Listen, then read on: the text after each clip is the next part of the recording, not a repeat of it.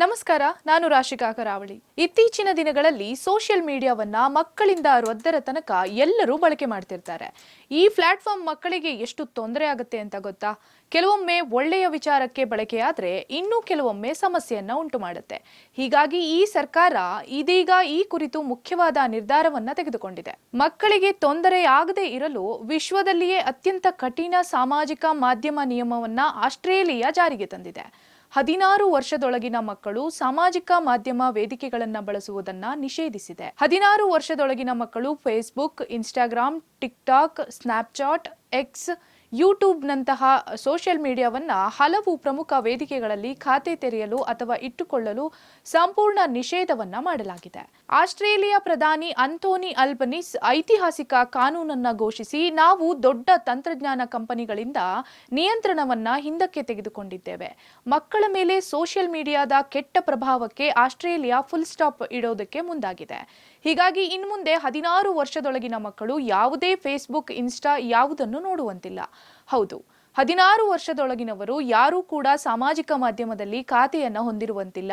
ಈಗಾಗಲೇ ಖಾತೆ ಇರುವವರ ಖಾತೆಗಳನ್ನ ಪ್ಲಾಟ್ಫಾರ್ಮ್ಗಳೇ ಡಿಲೀಟ್ ಮಾಡಬೇಕು. ಪಾಲನೆ ಮಾಡದಿದ್ದರೆ ಪ್ರತಿದಿನಕ್ಕೆ 50 ಮಿಲಿಯನ್ ಆಸ್ಟ್ರೇಲಿಯನ್ ಡಾಲರ್ ಅಂದ್ರೆ ಸುಮಾರು 275 ಕೋಟಿ ರೂಪಾಯಿ ದಂಡವನ್ನ ವಿಧಿಸಲಾಗುತ್ತೆ ಎಂದು ಆದೇಶವನ್ನ ಹೊರಡಿಸಿದ್ದಾರೆ.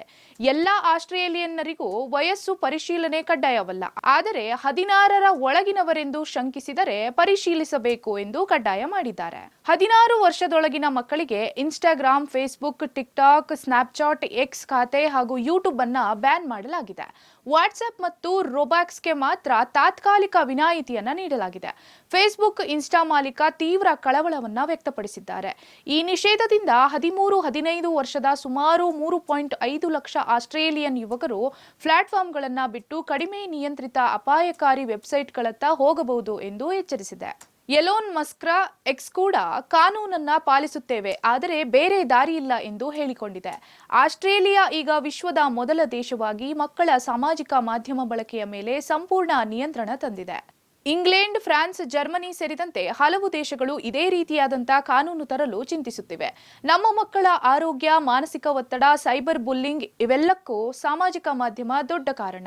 ಈಗ ಸಮಯ ಬಂದಿದೆ ತಂತ್ರಜ್ಞಾನ ಕಂಪನಿಗಳಿಗೆ ನೀವೇ ಜವಾಬ್ದಾರಿ ಎಂದು ಹೇಳುವುದಕ್ಕೆ ಎಂದು ಪ್ರಧಾನಿ ಅಲ್ಬನೀಸ್ ಹೇಳಿದ್ದಾರೆ. ಈ ಕಾನೂನು 2026 ಆರಂಭದಿಂದ ಜಾರಿಯಾಗಲಿದ್ದು, ಆಸ್ಟ್ರೇಲಿಯಾದ ಲಕ್ಷಾಂತರ ಹದಿಹರೆಯದವರು ತಮ್ಮ ಖಾತೆಗಳನ್ನು ಕಳೆದುಕೊಳ್ಳಲಿದ್ದಾರೆ.